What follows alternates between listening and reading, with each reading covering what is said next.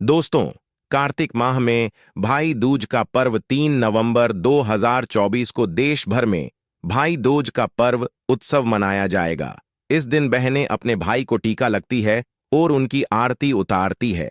भगवान से अपने भाई की लंबी उम्र की कामना करती है।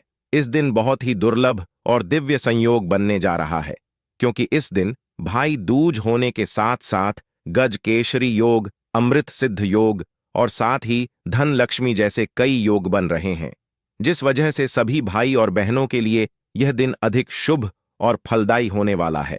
और इस दिन भगवान श्री कृष्ण और मां लक्ष्मी सबसे अधिक प्रसन्न होने वाले हैं।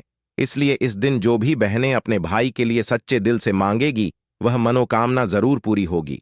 वही दोस्तों, भाई दूज पर ऐसा खाना कभी घर में मत बनाना और भाई दूज पर भाई को ऐसा कलावा कभी मत बांधना, वरना भाई की मृत्यु हो जाती है।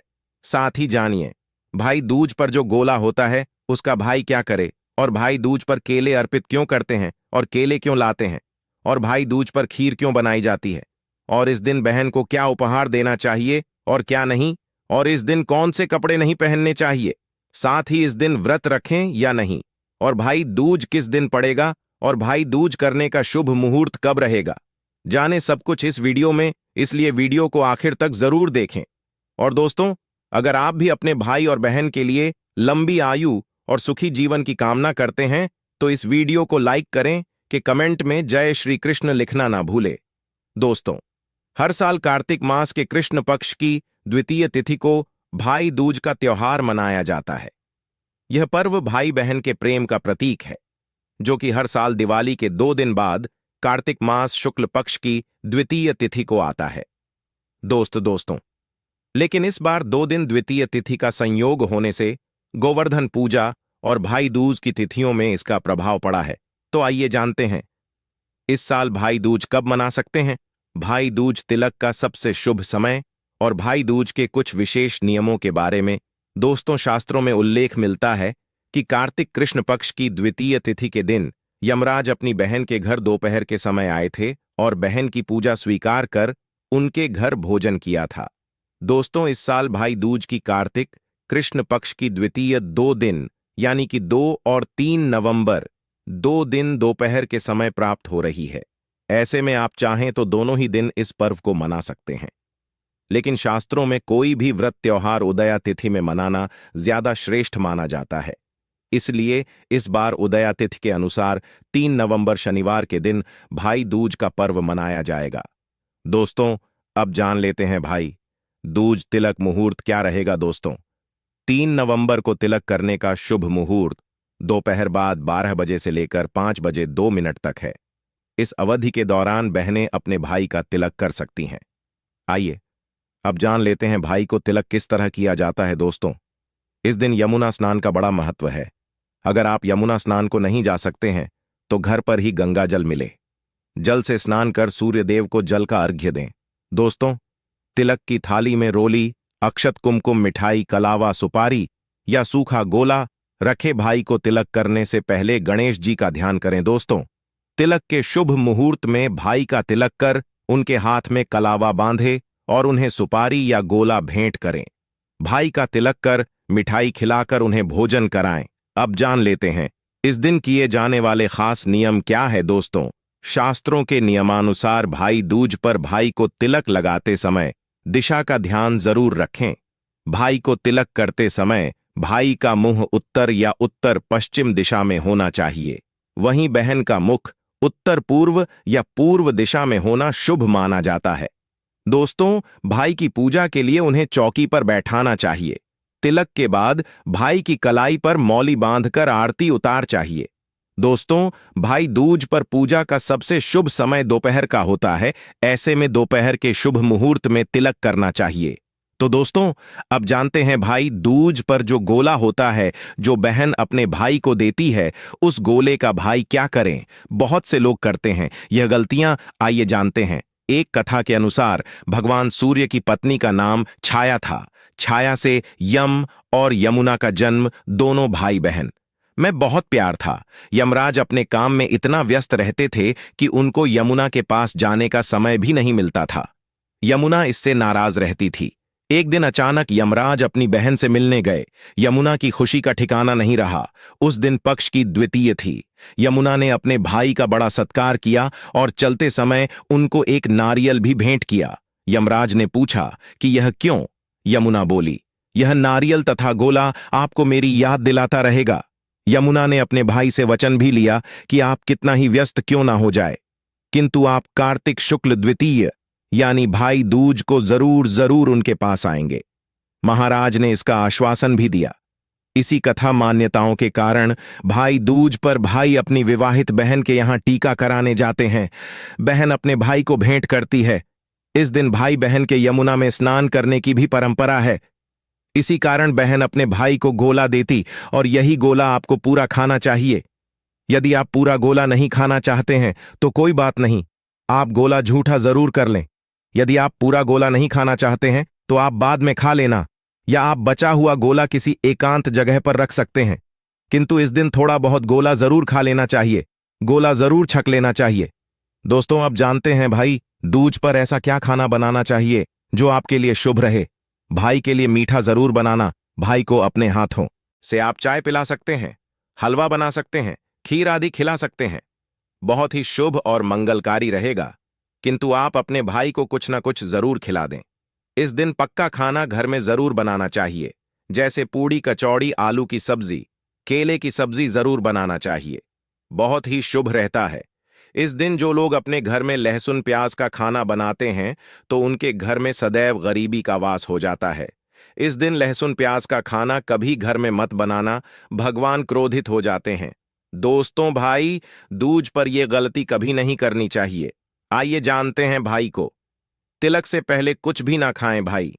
दूज के दिन बहनों को भाई का तिलक करने से पहले कुछ भी नहीं खाना चाहिए। जो बहनें पहले ही खा लेती हैं कि भाई की मृत्यु निकट भविष्य में पहले ही हो जाती है, उनके साथ कोई भयानक दुर्घटना हो जाती है।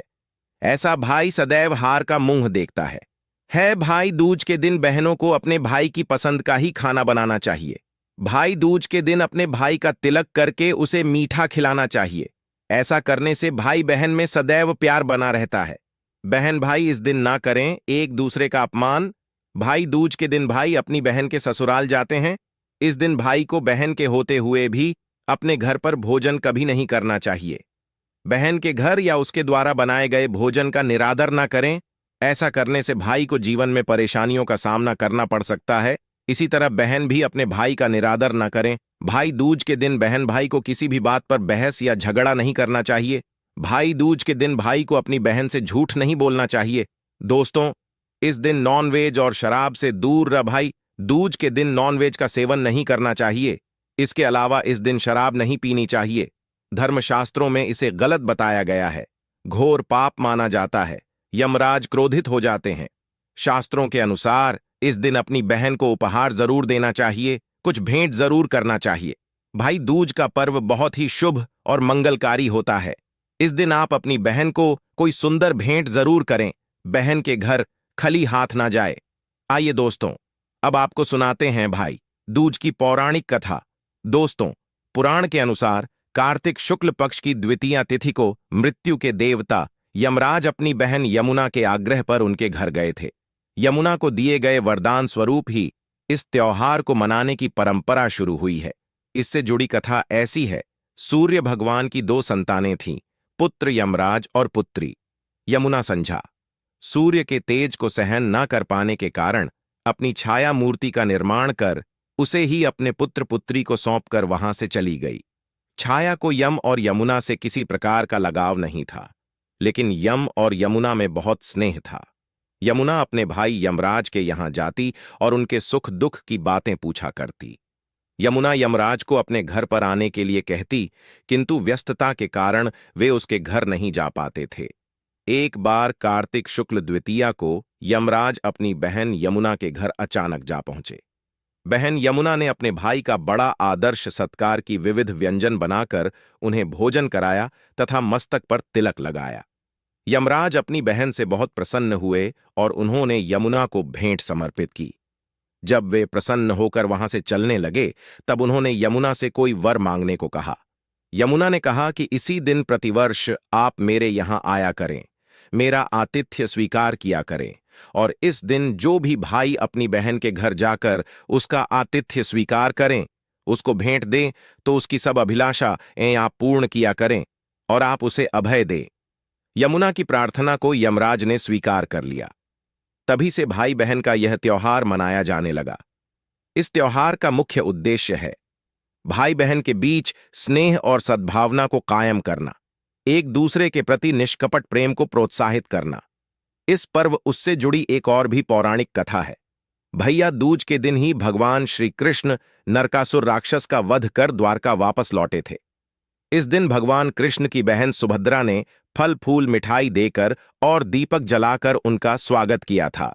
भगवान श्री कृष्ण के मस्तक पर तिलक लगाकर उनके दीर्घायु की कामना की। दोस्तों, भैया दूज के दिन बहनें स्नान आदि कर स्वच्छ वस्त्र पहनती हैं, फिर ऐन बनाकर उससे अपने हाथों के छापे बनाकर उनकी पूजा करती है। कुछ बहनें प्रथा के अनुसार ऐन से 7 बहनें और एक भाई की आकृति बनाती है, उसके एक तरफ सांप बिच्छू आदि विपत्ति के रूप में बनाती है, फिर कथा पढ़कर मुसल से भाई पर आने वाली विपत्ति को मारकर उनकी रक्षा करती है। अपने भाई की खुशहाली के लिए बहनें भगवान से प्रार्थना करती हैं। इस दिन यम की पूजा करते हुए बहनें प्रार्थना करें कि हे यमराज, श्री मरकम या हनुमान राजा, बलि परशुराम, व्यास, विभीषण, कृपाचार्य तथा अश्वत्थामा इन 8 चिरंजीविस भी होने का वरदान दें।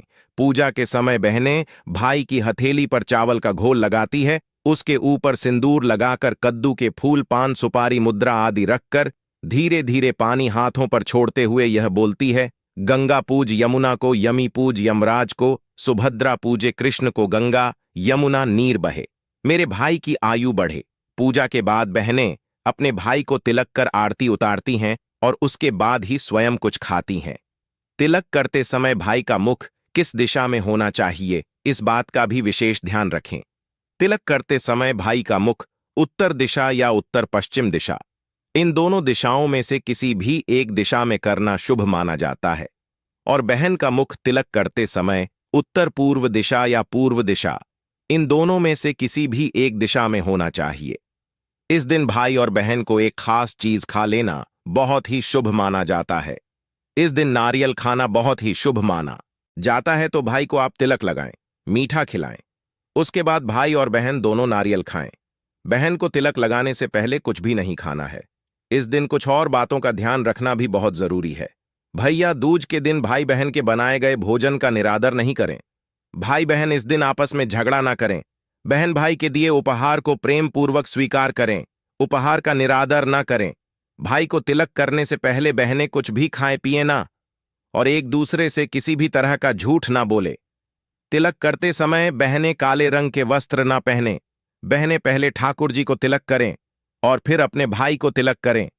इससे निश्चित ही भाई के जीवन के संघर्ष कम होते जाएंगे।